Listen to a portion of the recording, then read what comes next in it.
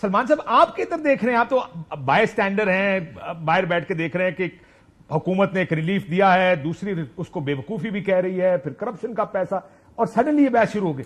Where do you stand on the issue principally? اصولی طور پہ کہاں کھڑے ہیں؟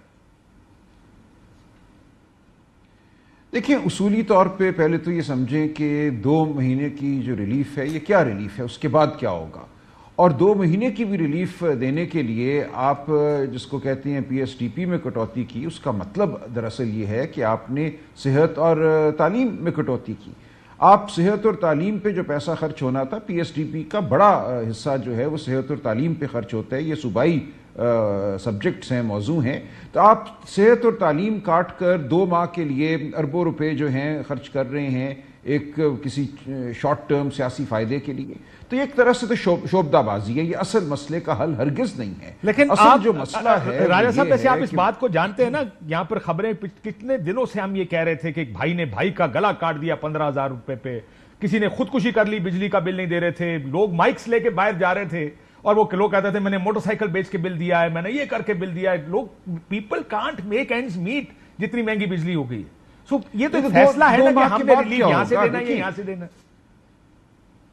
دیکھیے، تو 2 مہینے کے لیے دیا نا، اس کے بعد کیا ہوگا؟ 2 مہینے تو گزر جائیں گے اور اس کے بعد بات پھر وہیں آ کے کھڑی ہو جائے گی. اس لیے اصل جو مسئلہ ہے اس کا آپ کو حل ڈھونڈنا ہے اور اس کو آپ کو تھوڑا سا بڑے تناظر میں دیکھنا ہوگا. دیکھیں، مسئلہ یہ شروع ہوتا ہے 1994 کی جو پاور پالیسی تھی اس کے تحت یہ آئی پی پی لگے، جس میں ایک ٹیرف دیا گیا کاسٹ پلس بیسس پہ. تھوڑی بات ٹیکنیکل ہو جاتی ہے. 1995 میں پرائیویٹ پاور انفراسٹرکچر بورڈ کا لیگل ایڈوائزر تھا. یہ سب کچھ میری آنکھوں کے سامنے ہوا اور اس وقت بھی لوگ احتجاج کر رہے تھے، کہہ رہے تھے یہ ہم کیا کر رہے ہیں. لیکن بہرحال یہ ہوا. یہ وکیل کے فیصلے تو نہیں تھے، یہ تو پالیسی سازوں کے فیصلے تھے. کیپیسٹی پیمنٹس پہ اتنی بڑی کیپیسٹی لگا دی گئی جس کی بعد میں ملک کو ضرورت پیش نہیں آئی. اس کے بعد آپ دیکھیے 2007 میں یہ کیا گیا کہ جو روپے کی انویسٹمنٹ تھی اس کے اوپر ڈالر انڈیکس 15% ریٹرن کر دیا گیا ان آئی پی پیز کا. یہ مشرف صاحب کا دور تھا. اور اس کے بعد کل اگر آپ دیکھیں عاطف میاں نے ایک بڑی جامع ٹویٹ کی ہے کہ 2014 میں $30 بلین کی سرمایہ کاری کی گئی جس کی بڑے اس وقت شادیانے بجائے گئے. آج وہ ہمارے گلے وہ متھے لگ گیا سر. بالکل ایبسولوٹلی. میں نے سنایا شہباز شریف صاحب کو، انہوں نے کہا کون امپورٹڈ فیول کی بجلی لگا گیا اس ملک میں. پتہ لگا سر آپ ہی لگا کے گئے، آپ نے یہ تحفے دیے ہیں پاکستان. 2014 میں عاطف میاں نے کہا ہے کہ آج جو ہمارا مسئلہ ہے یہ در حقیقت 2014 میں جو $30 بلین کی ہم نے کیپیسٹی لگا دی جس کے اوپر اب ہمیں ادائیگی جو ہے وہ کرنے میں دشواری ہو رہی ہے اور اس کے لیے ہمیں یہ بجلی کے بل بڑھانا پڑ رہے ہیں. تو پورا تناظر آپ سامنے رکھیے. سندھ اگر اس پہ شکوہ کرتا ہے تو مجھے ان کی بات سمجھ آتی ہے کہ انہوں نے ایک بجٹ بنایا ہوگا، اس میں انہوں نے صحت اور تعلیم کے لیے کچھ پیسہ مختص کیا ہوگا. اب پنجاب سے اس شعبے کے بازی میں مقابلے کے لیے انہیں وہ کٹوتی کرنی پڑے گی، اس سے عوام کا نقصان ہوگا. اسی طرح خیبر پختونخوا میں اور بلوچستان میں. لہٰذا یہ ایک حرکت جو ہوئی ہے، یہ ایک 2 ماہ کی ریلیف جو ہے کوئی ریلیف نہیں ہے اور اس کا نقصان آپ کو براہ راست صحت اور تعلیم کے شعبوں میں ہوگا. سر ویسے P S D P largely development projects ہوتے ہیں، سڑکیں بننی ہوتی ہیں، اس طرح کی چیزوں پہ لارجلی پیسہ پی ایس ڈی پی کا ان جگہوں پہ لگتا ہے کیونکہ بجٹ جو صحت اور ایجوکیشن کا ہوتا ہے وہ تو ہوتا ہی ہے. لیکن آخری سوال پلوشا صاحبہ سے. پلوشا صاحبہ، آر یو فیلنگ امبیرسڈ؟ آپ کو لگ رہا ہے کہ یہ شرمندگی ہے کہ سندھ حکومت کی جس کی وجہ سے یہ سخت بیانات، بے وقوفی، یعنی وہ کل سعید غنی صاحب بھی بولے، آج بھی شرجیل میمن صاحب بولے. Are you feeling embarrassed? Embarrassed کس لیے؟ کہ انہوں نے ایک ریلیف دیا ہے جو کہ آپ کی پبلک آپ سے ڈیمانڈ کرے گی کہ ہمیں بھی یہ ریلیف دیا. نہیں، ایسے دیکھیے بات یہ کوئی ریلیف طارق صاحب سے معذرت کے ساتھ ہی کوئی ریلیف نہیں. ٹھیک ہے.